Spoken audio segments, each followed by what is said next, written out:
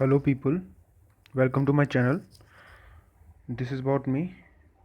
You can pause the video to see the details. So, in this video, we will discuss the remaining questions. uh, जितना भी time के according हो पाएगा मैं try करूँगा 50 तक तो जाने की, और अगर छोटे क्वेश्चंस हुए तो आगे भी बढ़ा देंगे चीज़ों को, ठीक है। So let us start. इतना हमारा हो चुका था पिछली वीडियो में। नाउ हम 26 क्वेश्चन पे करते हैं। मैंने अपने जो टेलीग्राम चैनल है उस पर आज ही बताया इस चीज़ को कि जो ये क्वेश्चन है, जैसे मान लो हम जैसे मेरी हॉबी है ये कि यूट्यूब पे एटनबरो है, उसकी बीबीसी अर्थ की डॉक्यूमेंट्रीज होती है, 5-5 6 6 मिनट वाली भी होती है, 10 10 मिनट्स की भी होती है। तो वो देख लिया जस्ट जस्ट बीच में, और एक बार आप देख लेते हो तो उसके अंदर रिकमेंडेशन आती रहती है। ये अच्छी बात है, बुरी बात भी है, अच्छी बात भी। अगर अच्छा कंटेंट है तो बार बार आए तो चीज़ें आपको याद रहती है। तो वो चीज़ें देख लेना, या बाकी चीज़ें वाइल्ड लाइफ में थोड़ा इंटरेस्ट रखना, बिकॉज अल्टीमेटली जो फॉरेस्ट सर्विस का प्रीलिम्स है वो क्लब्ड है इसके अंदर, तो उसके क्वेश्चन वैसे आएंगे ही आएंगे, आप उसको हटा नहीं सकते। प्रोसोफिस जो जूली फ्लोरा है उसका क्वेश्चन आया है, वो भी हम उसमें फॉरेस्ट के उसमें पढ़ते हैं, ठीक है। ये मोरिंगा वगैरह आया है वो भी उसमें पढ़ते हैं। और क्या कहते हैं, टेमरिन तो पिछली बार फॉरेस्ट सर्विस मेंस में ही क्वेश्चन था फॉरेस्ट्री का। और जितनी भी स्पीसीज़ वगैरह एक्चुअली में क्या है कि ये चेक कर रहे होते हैं। एक तो एनवायरनमेंट के सिलेबस के अंदर लिखा ही हुआ है कि सब्जेक्ट स्पेसिफिक चीज़ें नहीं पूछेंगे, बट इतना तो अगर कोई विजिलेंट पर्सन है तो वो देखता होगा चीज़ों को। आप में से भी काफ़ी सारे लोग देखते होंगे। तो मैं ये सजेस्ट करूँगा कि थोड़ी वो वाली हैबिट डेवलप करो, बिकॉज अल्टीमेटली अगर आप फॉरेस्ट सर्विस भी नहीं दे रहे तो ये आपको बायोडाइवर्सिटी को चेरिश करना एक अच्छी बात है। एक इंटेलिजेंट जो बंदे होते हैं उनको पता होता है कि क्या चीज़ है क्या नहीं है। आगे क्वेश्चंस भी आए हैं, जैसे ये वाला फिल्टर फीडर वाला क्वेश्चन है, जनरली आता रहता है वीडियोस के अंदर, चीज़ें कुछ इतनी खास नहीं, और इनकी प्रिपरेशन नहीं हो सकती। आप एक साथ ऐसे बैठो कि मैं सब कुछ कर लूँ, नहीं हो सकता। आपको अपनी हैबिट में इनकलकेट करना पड़ेगा ये चीज़ों को, ठीक है। तो इस चीज़ का ध्यान देना। अभी जितने भी क्वेश्चन है, पिछली बार भी जो एलिफेंट का आया था उससे पिछली बार भी चीज़ें आई थी, वो धीरे धीरे अगर आप अपनी उसमें हैबिट में रखते हो तो कवर हो जाएंगी। स्पेशली जो अभी 2022 के लिए प्रिपेयर कर रहे हैं, थोड़ा सा इस चीज़ पे ध्यान देना। ये आपको अलग से प्रिपेयर करने की जरूरत नहीं पड़ेगी, थोड़ी सी फीचर वगैरह पता होनी चाहिए कि क्या होता है क्या नहीं होता। मैंने अपनी थीम्स के अंदर ये बोला हुआ था कि ये इकोलॉजी को अच्छे से करके जाना, 2013 का पेपर करके जाना। 2013 से एग्जैक्टली 3-4 क्वेश्चन रिपीट हुए हैं, ठीक है। और फिर उसके बाद मैंने चीज़ें बोली है मैं टेलीग्राम पे डालता रहता हूँ। 15-16 थीम्स तो डायरेक्टली आती हैं, और आपका काम होता है उसको करना ताकि बाउंसर ना लगे। अवार्ड्स एंड स्पोर्ट्स का भी मैं बोल चुका था टेलीग्राम के अंदर, तो वो बाउंसर नहीं लगनी चाहिए चीज़ें, चाहे आप प्रिपेयर्ड ना हो। दिमाग प्रेशराइज नहीं होगा, चलो आ गई चीज़ें, कोई दिक्कत वाली बात नहीं, अब उसको टैकल करना है। नहीं आती हुई चीज़ को भी तो हम टैकल कर सकते हैं विद लिमिटेड नॉलेज, वो अलग चीज़ें हैं। और अगर आप पूरे साल जब पढ़ रहे हो तो उसमें ध्यान दे के पढ़ो चीज़ों को कि क्या इंपॉर्टेंट है, तो और भी अच्छे से प्रिपरेशन होती है। तो मेरा मकसद बस यही है कि कुछ डायरेक्शन प्रोवाइड करना। आज ही मैंने टेलीग्राम पे भी ये लिखा है और अभी वीडियो के अंदर भी ये बोल रहा हूँ। तो इसको स्टार्ट करते हैं। जो ये क्वेश्चन है फिल्टर फीडर। फिल्टर फीडर इसमें कीवर्ड है, ठीक है। अब फिल्टर फीडर क्या होता है, जब भी आप फिल्टर फीडर की बात सोचते हो तो आपको बलीन वेल वगैरह टाइप आ जानी चाहिए दिमाग के अंदर।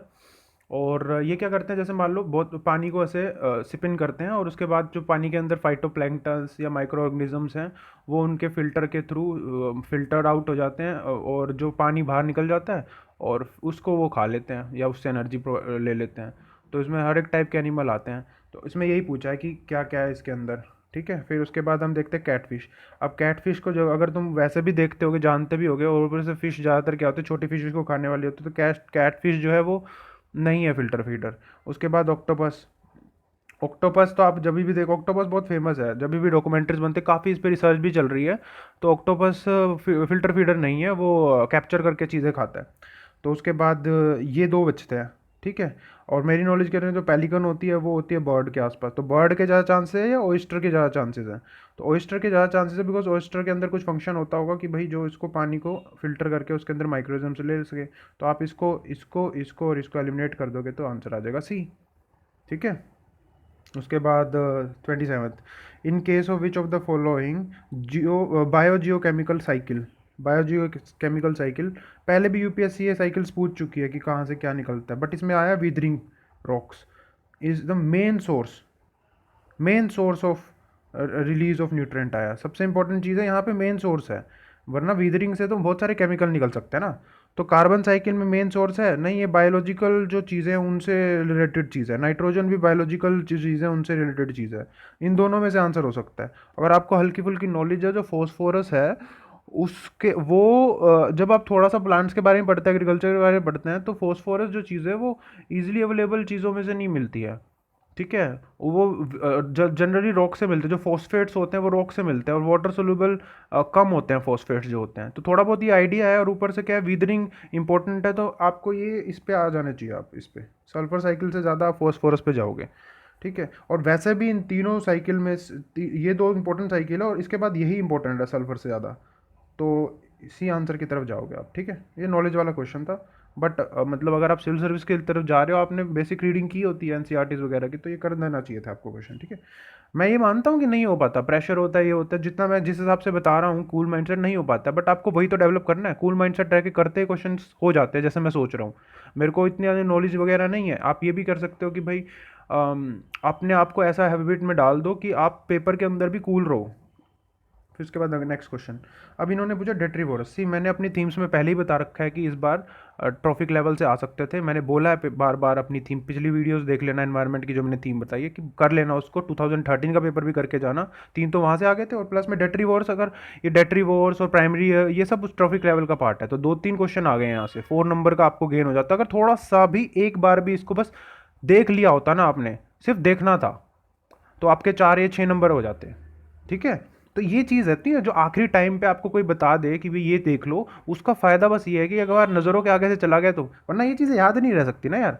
बट इसमें हम एलिमिनेशन का ट्राई करेंगे। अब ये इसमें मिनिमाइजेशन कौन सा है, ये इन दोनों को लाने का ट्राई करेंगे। 1-1 कॉमन दिख रहा है, 2 एंड 5 को देखते हैं क्या चीज़ है। वुडलीस, यार वुडलीस का हो सकता है, कोई नहीं है। अब 4 को देखते हैं, सी हॉर्सेस। सी हॉर्सेस जो है फिश होती हैं, शी और सी फिश होती हैं। और डेट्रीवोर्स जनरली अगर जब आप सर्च करते हो तो इंसेक्ट्स, और इंसेक्ट्स होते हैं, और ये जो अर्थवर्म टाइप सी चीज़ें होती हैं। और अगर ओशन में भी देखें तो क्रूटेशियंस वगैरह होते हैं, तो क्रूटेशियंस वगैरह में ज़्यादा मिलते हैं। तो आप सी हॉर्स को एलिमिनेट करोगे। 4 आंसर आ गया है, 1-3-4। अब इसको चेक करते हैं। 1 है, ठीक है। 3 मिलीपीड्स हो सकता है, मिलीपीड जो अपने सेंट्रीपीड्स, मिलीपीड्स नाम तो उसी से है ना, सेंट्रीपीड पता है ना आपको, कि बहुत सारे पैर होते हैं, क्या कहते हैं उसको, कान खजूरा टाइप सा बोलते हैं उसको चीज़। तो ये हो सकता है। 1, 3 एंड 5। 5 वुड लीस बोला था, वुड लीस है, लीस से रिलेटेड चीज़ है, तो होते हैं ये, इंसेक्ट है ना, इंसेक्ट हो सकते हैं डेट्रीवोर्स। आप अब अगर डेट्रीवोर्स को एक बार में भी पता है, डेट्रीवोर्स में इंसेक्ट्स बहुत होते हैं, उसके बाद ये जो माइक्रो ऑर्गेनिज्म होते हैं, तो ये सब चीज़ें हैं डेट्रीवोर्स में। फिशेज आप बहुत कम सुनोगे, होती ही नहीं है। तो फिश को तो आप सबसे पहले हटाओगे, जेली फिश और इस दोनों को हटाओगे। ठीक है, तो 1 एंड 4 हटते ही इसका आंसर, मतलब 2 एंड 4 हटते ही 3 आंसर आ जाएगा। बहुत बेसिक नॉलेज से ये क्वेश्चन था, तो आपको ठीक कर देना चाहिए। और होपफुली काफ़ी लोगों ने ठीक किया होगा इसको हटा के, सी हॉर्स को हटा के, या फिर जेली फिश को हटा के। 2 हटाते भी आंसर आ जाएगा, हाँ 2 हटाते भी आंसर आ जाएगा। ठीक है, ओके। फिर नेक्स्ट में बढ़ते हैं। ये क्वेश्चन है कॉमन कार्बन मैट्रिक्स। ठीक है, कॉमन कार्बन मैट्रिक्स, मैट्रिक जो है ये किससे रिलेटेड है। अब अगर आप पढ़ोगे एसेसिंग कार्बन फुटप्रिंट, इसमें कार्बन फुटप्रिंट है नहीं, दूसरे में एमिशन ट्रेडिंग है, इसके अंदर असेसिंग कार्बन फुटप्रिंट आ गया, इसके अंदर असेसिंग कार्बन फुटप्रिंट आ गया। तो 3 चीज़ों में कार्बन फुटप्रिंट का आया हुआ। एक में enabling commercial farming entities around the world to enter carbon emission trading. तो अब कॉमन कार्बन, जो ये कार्बन एमिशन ट्रेडिंग वगैरह चीज़ होती है, ये यूएनईपी से ज़्यादा रिलेटेड, UNFCCC से ज़्यादा है, तो आप इसको एलिमिनेट करोगे। फिर इसके बाद A, C एंड D में से, एक्चुअली में this kind of thing elimination से आप ट्राई करते हो, बट जरूरी नहीं हमेशा पहुंच जाओ। कभी कभी आपको ऑड वन आउट को करना पड़ता है, जैसे ये भी ऑड वन आउट था, तो क्या पता इसको चूज़ कर दो। वो आपकी फीलिंग्स और आपकी अंडरस्टैंडिंग से है कि कहाँ कहाँ पे आपको क्या करना है। ठीक है, अब कॉमन कार्बन मैट्रिक्स जो है, इसमें क्या है कि इसमें लिखा है enabling governments to assess the overall carbon footprint caused by their country. ठीक है, उसके बाद assessing the overall carbon footprint caused by use of fossil fuel by the world in a unit time। सी ये तीनों ही अगर आपको नहीं पता, ये तीनों आपको कंटेंडर लगेंगे। यहाँ बिल्डिंग ऑपरेशंस का है, ये बहुत माइन्यूट चीज़ लग रही है, कार्बन मैट्रिक्स। तो ये क्वेश्चन टफ में से आएगा अगर आपको नहीं पता। इसका आंसर है ए। आप नहीं जा पाओगे इतना लॉजिक लगा के अगर नहीं पता, बिकॉज इस बार यूपीएससी ने इस वाले क्वेश्चन में पर्टिकुलरली बहुत क्लोज ऑप्शंस डाल दिए, और ऐसा भी नहीं लग रहा बनाए हैं, बिकॉज ये सब चीज़ें न्यूज़ में आती रहती हैं, ये सब चीज़ें आती रहती हैं। ठीक है, ये तो टफ है, अगर इसने ये लगाया तो अगर आपको पता है तो आप सीधा मार्क करोगे कि भाई आपने याद करते वक्त करा है कि कार्बन कार्बन मैट्रिक्स आ जाए तो सीधा अपना बिल्डिंग ऑपरेशन जहाँ होगा वो टिक कर लेना है। ओके, उसके बाद 30th क्वेश्चन। अब इसमें पूछा है कि कैन एस्टेब्लिश सिम्बायोटिक रिलेशनशिप। ये क्वेश्चन है, ये वही वाला पैटर्न है जिसमें आपको या तो एक एलिमिनेट करना है या ऑल आंसर हो जाएंगे, एलिमिनेट नहीं कर पाए तो। ठीक है, ओके। और पैटर्न कौन सा है? पैटर्न में ज़्यादातर आंसर ए आता है पिछले बार के हिसाब से। इस बार यूपीएससी ने नहीं दी उस चीज़ में, लेकिन अगर आप अपने को तो ये देखना है ना कि ए कब लगाना है, जब बिल्कुल ही श्योरिटी ना हो दो ऑप्शन के बीच में। मान लो आपने इसमें से और इसमें से चूज़ करना है, तब आप एक लगा सकते हो, लेकिन आपको फिर इसको हटाना पड़ेगा। ठीक है, अब वो देखो कैसे हटाते हो आप। अब जनरली जब क्वेश्चन ये यूपीएससी पूछते हैं, एक ऑप्शन को तो ऐसे रखते हैं जो सबको ही पता होती है। जैसे सिम्बायोटिक रिलेशनशिप पूछा है कैनेडेरियन का, तो कोरल लीफ के बारे में जब भी पढ़ोगे तो आप पढ़ते हो, तो वन तो आंसर का पार्ट बनेगा। ठीक है, तो इस ये एलिमिनेट हो गया। फिर उसके बाद फंगी, फंगी बनता ही है, फंगी तो होता ही है चीज़ें, तो 2 भी बनेगा। तो वही वाली बात पे आ गया आपका ये और ये पैटर्न के अकॉर्डिंग आता है। अब आप 3 को एलिमिनेट कर पा रहे हो। प्रोटोजोआ, सिम्बायोटिक रिलेशनशिप, प्रोटोजोआ में बहुत सारे होते हैं। अमीबा होता है, पता नहीं कितने सारे प्रोटोजोआ है, उनमें से अगर एक भी किसी अलगी है उसके साथ करता होगा तो आपका क्वेश्चन गलत हो जाएगा, आपने एलिमिनेट कर दिया तो। बिकॉज सिम्बायोटिक रिलेशनशिप तो बहुत ज़्यादा आप नेचर में देखते हो, म्यूचुअलिज्म, सिम्बायोटिक रिलेशनशिप।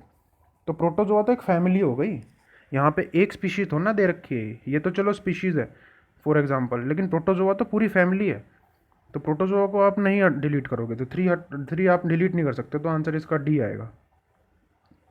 ठीक है, थॉट प्रोसेस को देखो बस तुम, जिस हिसाब से आपको सोचना है। फिर उसके बाद है कल्चर का क्वेश्चन है, 64 योगिनी टेम्पल, 64 योगिनी टेम्पल बोला गया इसमें। ठीक है, इसके बाद इसमें क्या है, मिनिमम कौन सा स्टेटमेंट है? ये 3 मिनिमम स्टेटमेंट है, ये 3 मिनिमम स्टेटमेंट है, इनमें से आंसर लाने की कोशिश करना। मतलब ये है कि इसमें एक चीज़ देखनी है, सबसे पहले तो ये देख लो कि ऑल ऑप्शन में है नहीं, तो वो ईजी हो जाता है। मतलब आपको वो बोल रहा है कि भाई एक को तो डिलीट करो, कम से कम एक को डिलीट करो तुम, अगर हिम्मत है तो ऐसे बोल रहा है वो, जब बोल नहीं होता। तो अब आपको क्या करना है कि सीधा एक सबसे वीकेस्ट पॉइंट को जानना है। मेरे को नहीं पता भाई इसका क्या आंसर है, क्या नहीं होगा। ठीक है, मतलब अगर मैं पेपर में कर रहा हूँ उसको, मुश्किल क्वेश्चन है, ऐसे कौन सा याद रखता है? आपने पढ़ा it is a circular temple, ठीक है, इंट्रोडक्शन दे रहे हैं, build during the reign of, जो भी दे रखी है डेंसिटी। फिर उसके बाद it is only circular temple, एक तो दे सर्कुलर, मान लिया हमने, तुम बोल रहे हो सर्कुलर है, फिर उन्होंने बोला ओनली सर्कुलर टेम्पल। अरे भाई टेम्पल है और सर्कुलर है, सर्कल वाली चीज़ें तो बहुत जल्दी बनती है ना, लोग टेम्पल में बनाते हैं जल्दी। तो अगर आप ये प्रूव कर दो कि पूरे इंडिया में सिर्फ एक ही सर्कुलर टेम्पल है, दो को हटाओगे यार, अगर ये क्वेश्चन आप छोड़ के आ रहे हो तो आप बहुत बड़ी गलती कर रहे हो, उसी आंसर आएगा इसका, आगे पढ़ने की जरूरत नहीं है। उसके बाद which one of the following ancient towns in is well known with elaborate system.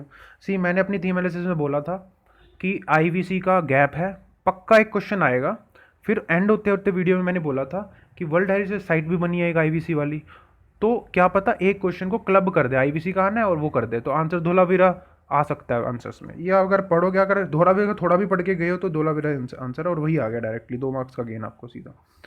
फिर उसके बाद ये आता है in the first quarter of 17th century which of the following. अब इसमें से क्या है, अपना जो पैटर्न होता है ये बोलता है इन दोनों में से आंसर लाने की कोशिश करनी है, कुछ हो सके तो हटाने की कोशिश करनी है। ठीक है, और इंक्लूड हो सके तो इंक्लूड करने की कोशिश करनी है।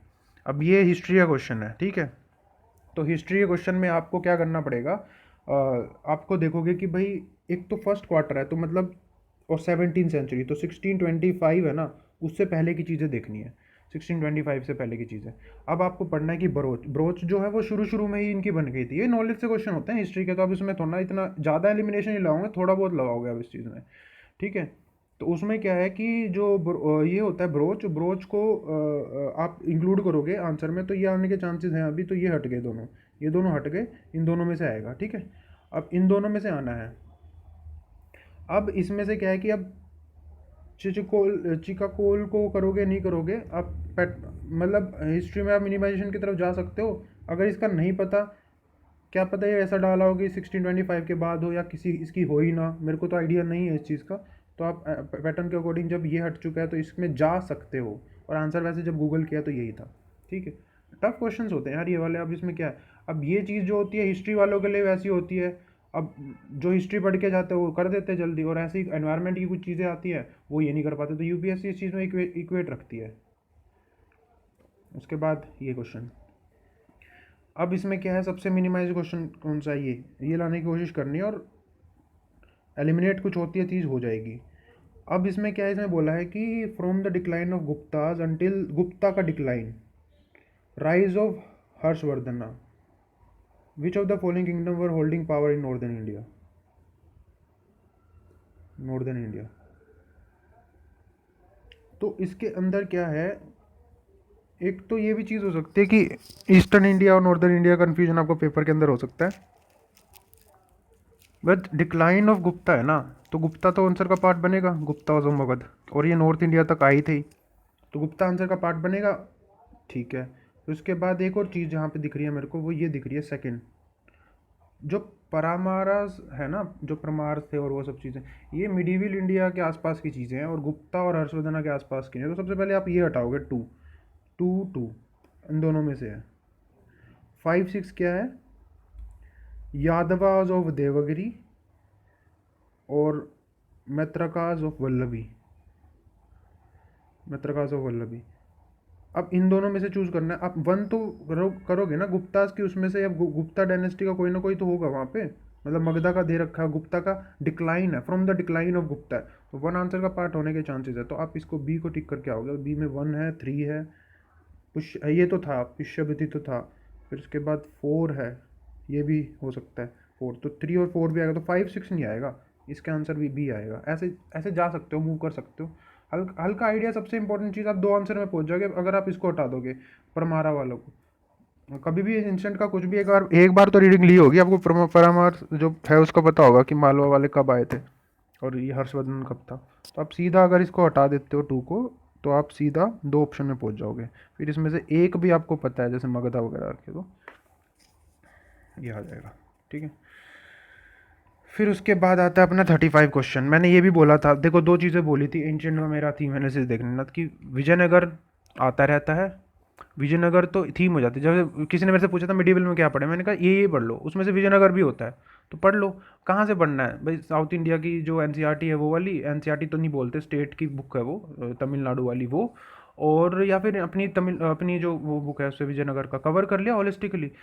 मैंने ये भी बोला था कि भाई, क्योंकि सीडीएस वगैरह के अंदर ट्रैवलर्स अकाउंट्स आ रहे हैं, तो यहाँ पे क्या किया इसने, न्यूनीज का ट्रैवलर अकाउंट देख लिया, पोर्टुगीज राइटर न्यूनीज का, और विजयनगर, 2 क्लब कर दिए, क्योंकि वो सोचते हैं चलो सिविल सर्विस में थोड़ा एक हायर लेवल की चीज़ डाल दें। अब ये चीज़ है, अब आपको एलिमिनेट करने की कोशिश करनी है। आपने मिनिमम से ये स्टार्ट किया, 2 and 4, 2 and 4, 2 and 4, suit saying and astrology.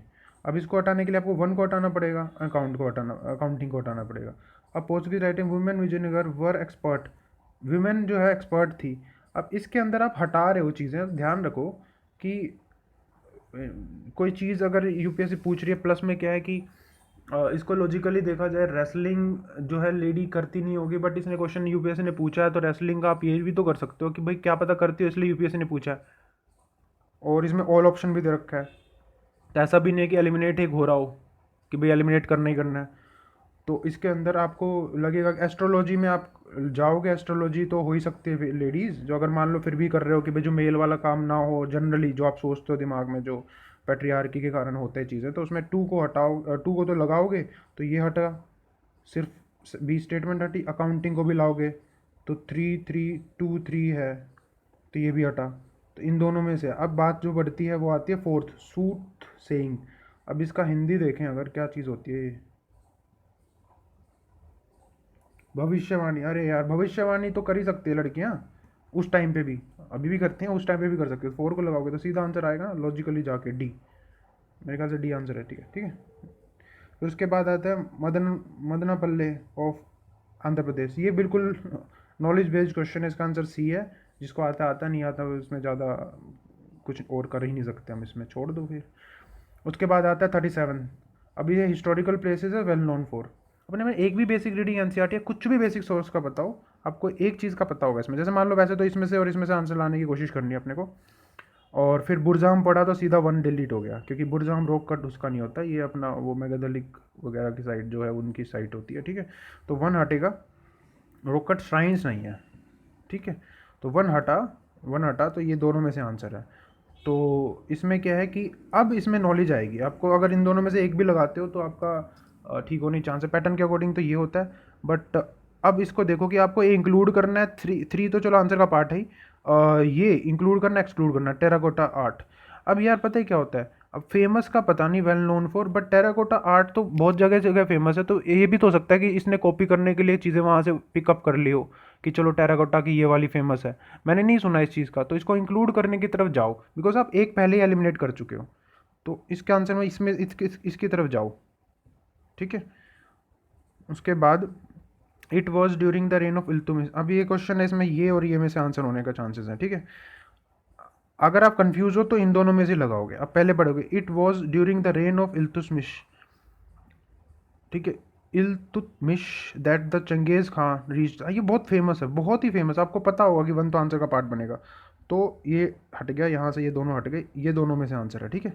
उसके बाद वन एंड टू, टू को इंक्लूड करोगे नहीं करोगे, it was during the reign of Mohammad bin Tughlaq that the Timur occupied, ये वो पैटर्न के अकॉर्डिंग तो ये चलता है ना अपना कि वन आने के चांसेस है यहाँ पे, ठीक है।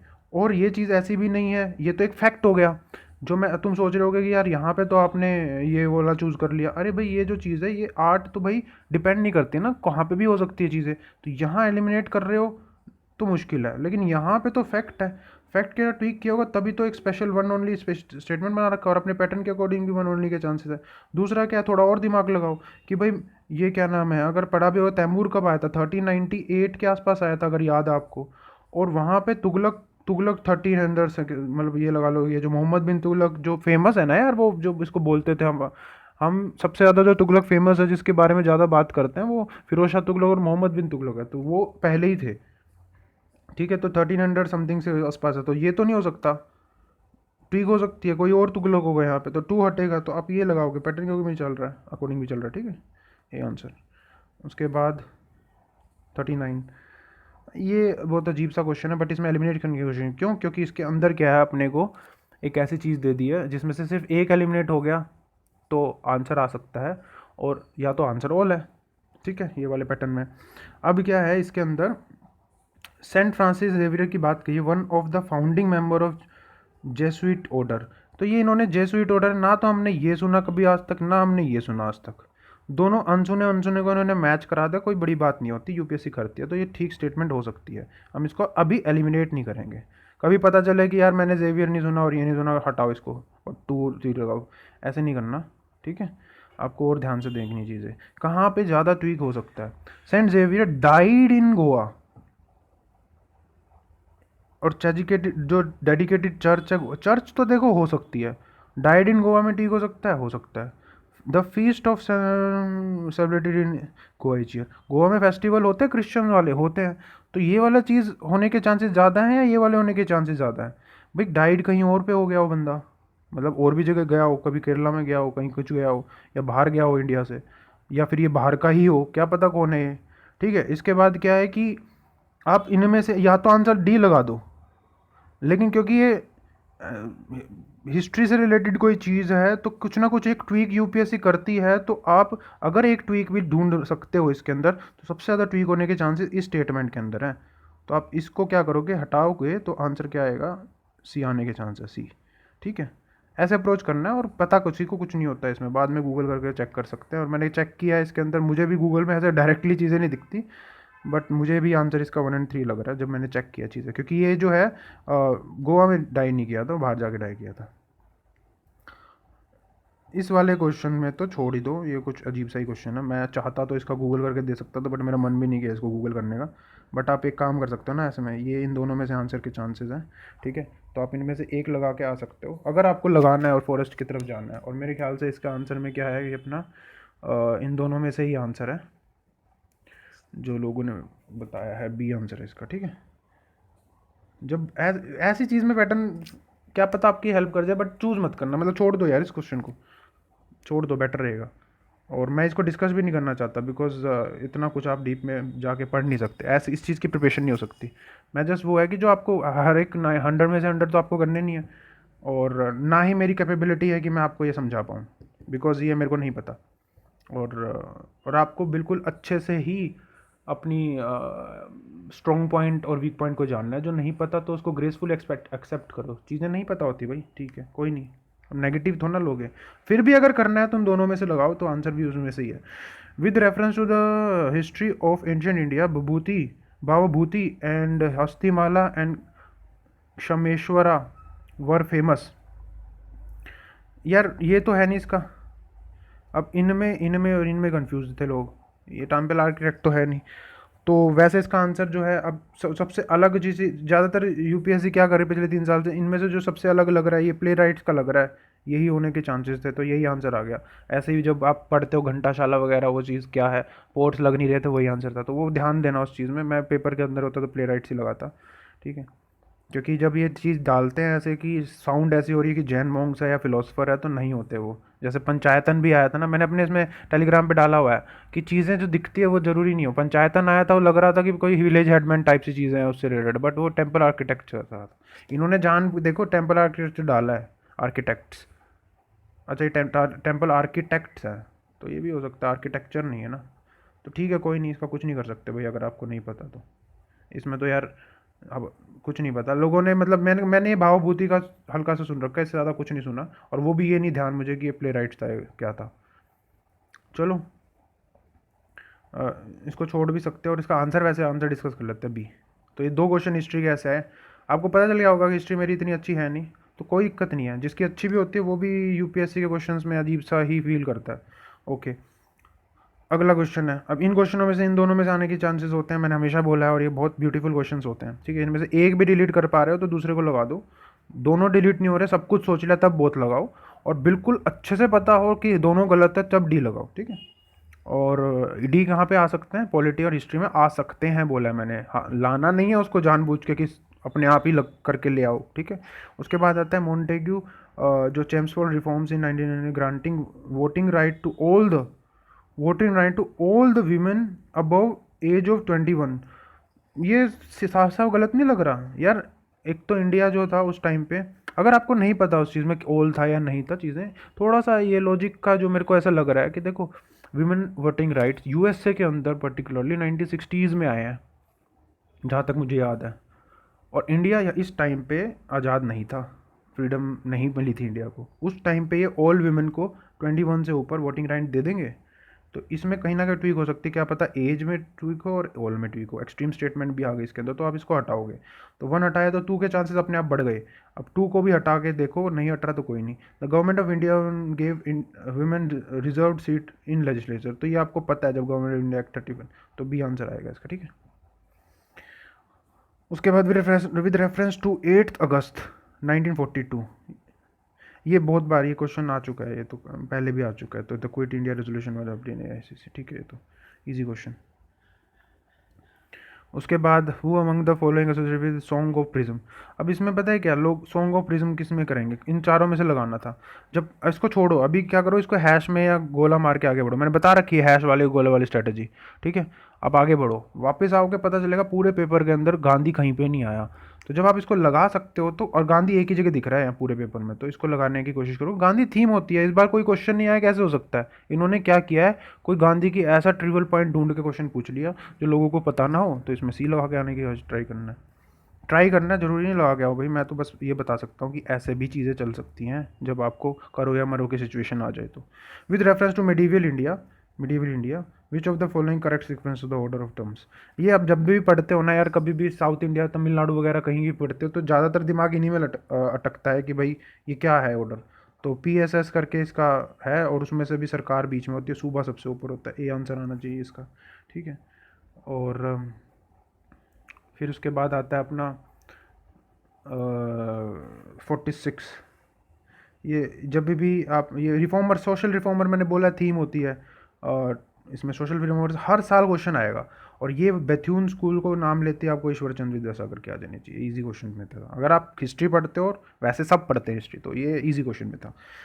उसके बाद in context to colonial India, Shah Nawaz Khan Prem Sahgal, ये सहगल के नाम से ही सीधा अपना ऑफिसर ऑफ इंडियन आ गया था। ये बुक वो भी बन चुकी है, वो भी टाइप सी चीज़ है, ठीक है। उसके बाद with reference to India, correct. ये क्वेश्चन है इसके अंदर, अब इनमें से और इनमें से लाने की ट्राई करनी है। तो अब इसके अंदर क्या है कि देखोगे, Nizamat of Arcot emerge out of Hyderabad state, और मैसूर किंगडम हमारे ये पता है, जब भी मैंने बोला था विजयनगर कभी बोलोगे, जब भी पढ़ोगे दो क्वेश्चन विजयनगर से इनडायरेक्टली रिलेटेड है, ये पता है कि मैसूर जो किंगडम है बाद में मतलब विजयनगर से आउट हुआ था, ये चीज़ें मर जाओ तो टू स्टेटमेंट का पार्ट बनेगा, अभी भी हम इसमें चल रहे हैं, ठीक है, तो टू बनेगा इन तीनों में से है, ठीक है, और तो डी हट गया, तो हम अभी चांसेस इसके बढ़ गए हैं पैटर्न के अकॉर्डिंग। और जो आती है चीज़ें, Rohilkhand kingdom was formed out of the territories of Ahmad Shah Durrani, ये आपको आइडिया नहीं है तो आपको इन तीनों में से लगाना था, ठीक है। अब वन जो है निज़ामत ऑफ अरकोट है, कुछ नहीं आइडिया, इस क्वेश्चन को या तो छोड़ दो या फिर बी ओनली लगा के आ जाओ, इसका आंसर वैसे बी ओनली है, बट ऐसे मैं वो नहीं करता इसको कि प्रोबेबिलिटी की लगा के ही आओ, बट कुछ ना कुछ ऐसा होगा कि भाई क्या पता है इसका आपस में ट्वीक कर दिया हो या कुछ करके, तो टफ क्वेश्चन में से था, बट बी ही आंसर है इसका। विच one of the following statement is correct.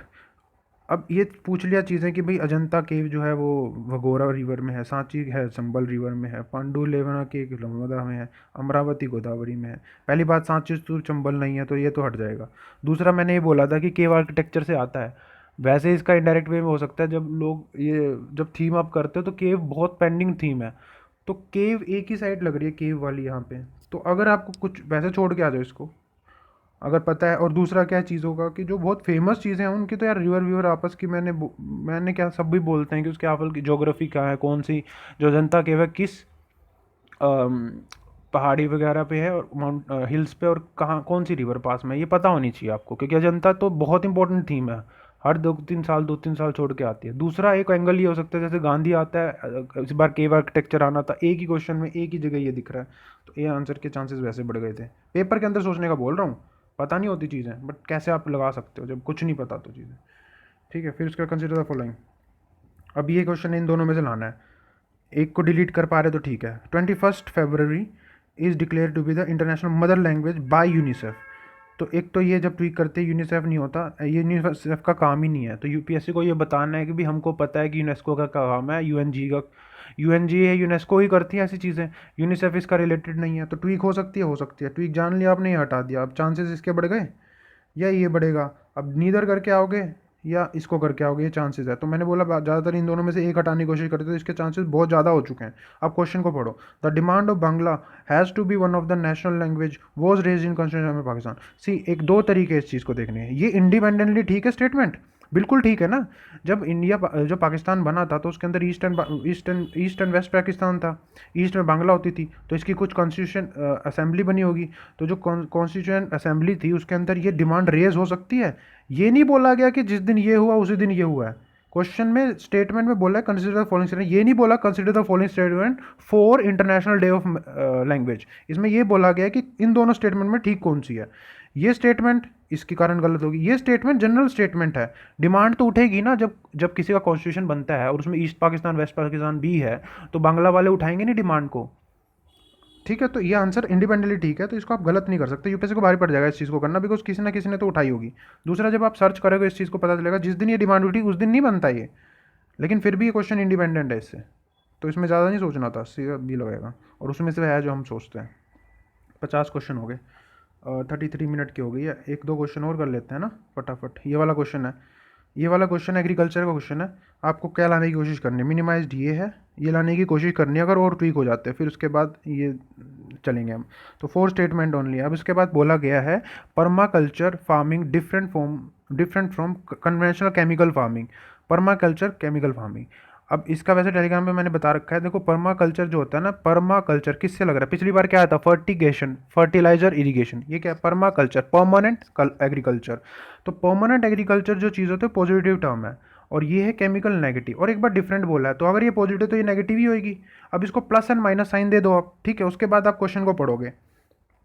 अब आपको 4 ओनली को देखना है, 4 ओनली क्या है, प्रैक्टिस ऑफ मल्चिंग। मल्चिंग क्या है, अगर आपने कुछ भी कभी भी एक अगर सस्टेनेबल एग्रीकल्चर के प्लस पॉइंट पढ़ा है तो मल्चिंग होती है, एक ऑर्गेनिक फार्मिंग वगैरह में मल्चिंग आप करते हो इस चीज़ को ताकि इवेपोरेशन वगैरह रुके या जो भी चीज़ है, तो ये प्लस चीज़ है।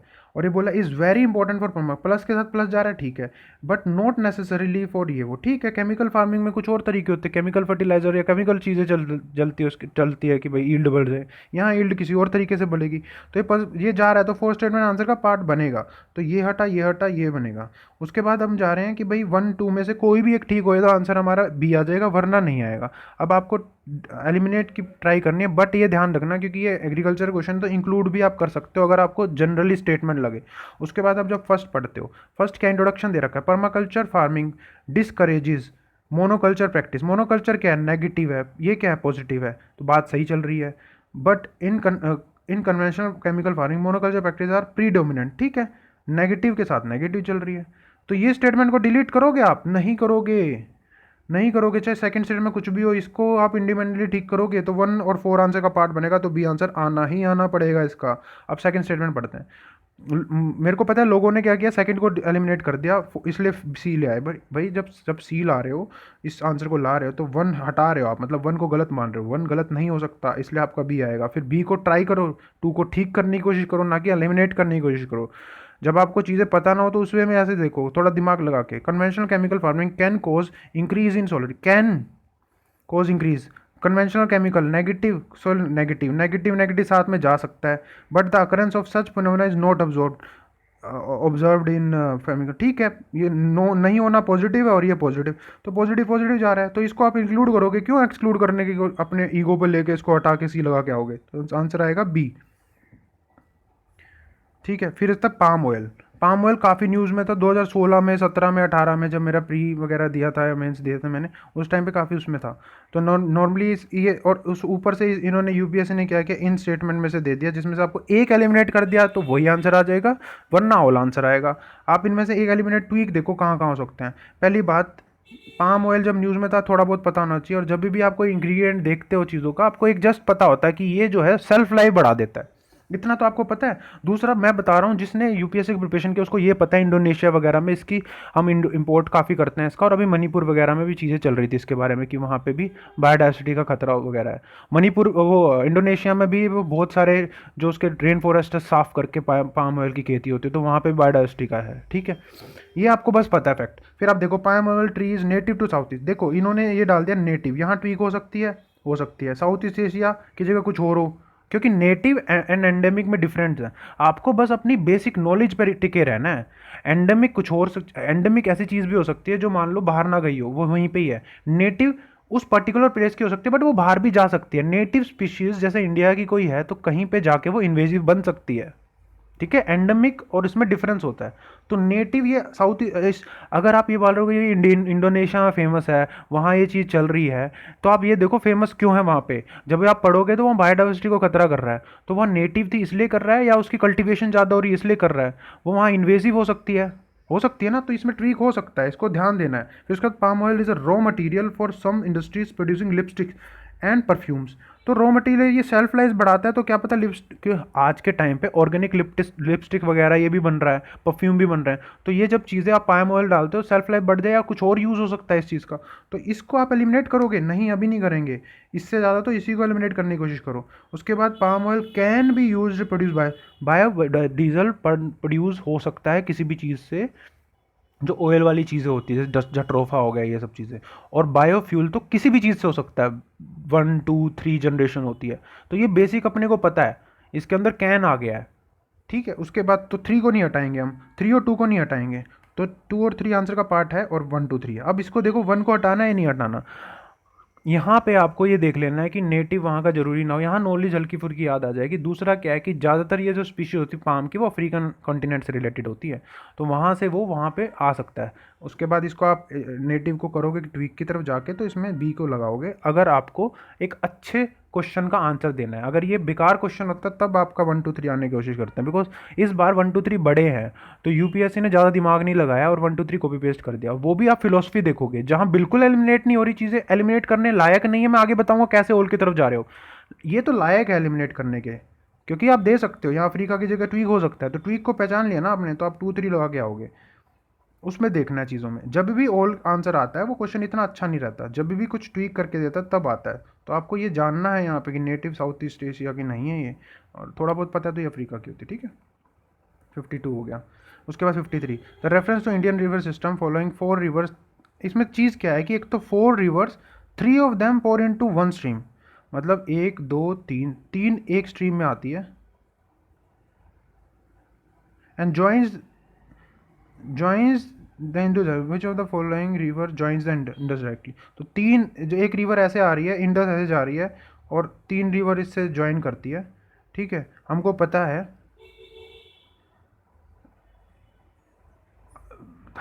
है कि रावी चिनाब से करती है, और आगे जो झेलम है वो करती है, फिर उसके बाद ये सतलुज जो है वो करती है। अब आगे देखना ये मिल रहा है, तो इसकी लैंग्वेज देखो क्या है।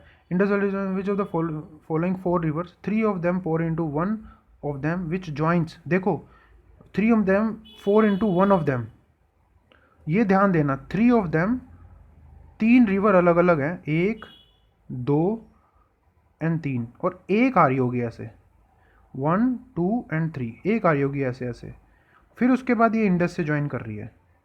अलग अलग रिवर बोल रहा है ये, ठीक है, कि one two three of them joints in this river, and ये मिलती है इसमें, ठीक है।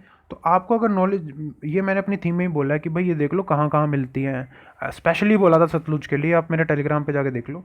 उसमें अगर आपको हल्का फुल्का पता होगा कि तीन रिवर जो है चेनाब से ही मिलती है, तो क्वेश्चन की लैंग्वेज से चेनाब ही आएगा। लोग इसमें कंफ्यूज हो रहे हैं कि सतलुज भी आ सकता है, अरे भाई सतलुज कैसे आ सकता है, तीन रिवर सतलुज से नहीं मिलती हैं। सतलुज से देखो कहाँ कहाँ क्या मिलता है, और चेनाब से देखो कहाँ कहाँ क्या मिलता है। इसका आंसर चेनाब है 100%, और इसका आंसर चेनाब ही होगा, ठीक है। उसका 54, with with reference to India, Didwana, Kuchaman, Sargol and Khatu are the names of, एक एक आप अगर थोड़े से अवेयर हो चीज़ों में, खाटू श्याम जगह होती है कहाँ पे है, और ऊपर से कुछ कूचामन, ये कहाँ की है, राजस्थान की जगह। दिदवाना फेमस लेक है, तो ये भी शायद लेक ही है, लेकिन ये वाली फेमस है दिदवाना, और ये भी राजस्थान की है। इतना सा पता होना चाहिए। फिर आप देखो ग्लेशियर है राजस्थान में, नहीं है। मैंग्रोव एरिया नहीं है, दो हट गए। अब ये रामसर साइट, और ये अगर इस बार आपने देखा होगा, इस बार वेटलैंड वगैरह बना है रामसर, तो आप देखोगे राजस्थान में रामसर दो तीन ही है, दो है मेरे ख्याल से। उनमें से कभी ये सुना है दिदवाना खाटू? नहीं। तो बची क्या, सॉल्ट। राजस्थान में सॉल्ट लेक हो सकते, तो डी आंसर आ गया। ये रिवर, अब एक और रिवर का क्वेश्चन, मैंने साफ साफ बोला था रिवर जो है, इंडियन रिवर स्पेशली थीम के अकॉर्डिंग गैप में है, इस बार आ सकता है, तो दो दो क्वेश्चन आए हैं रिवर से, ठीक है। उसके बाद बहमनी, नगवेली, और ये स्पेशली बताया था, ये दोनों मैंने उसमें लिखा हुआ है, इनको देख लेना क्या करती है, कहाँ से निकलती है, ठीक है, कि ये बार बार यूपीएससी पूछी जा रही है बहमनी और सुबर्णरेखा से। उसके बाद आपको पता है कि अब ऐसा ऑप्शन अरेंजमेंट दे दिया है कि चारों के चारों आंसर नहीं हो सकते हैं, तो मतलब यूपीएससी चाहती थी दो को एलिमिनेट करो और आंसर लाओ।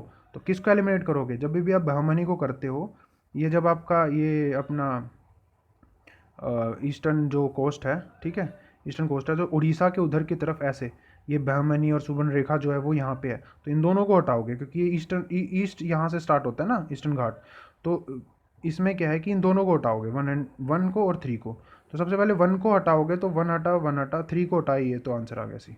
कुछ नहीं करना था इसमें, आपको पता भी नहीं होना चाहिए नागवेली और समनसाधारा कहाँ पे है। ओके, चलो आगे और भी इंक्रीज होता रहेगा ये तो। अभी इस वीडियो को यहीं स्टॉप करते हैं, आगे की वीडियो, आगे के क्वेश्चंस जो है अगली वीडियो में बताएंगे, ठीक है।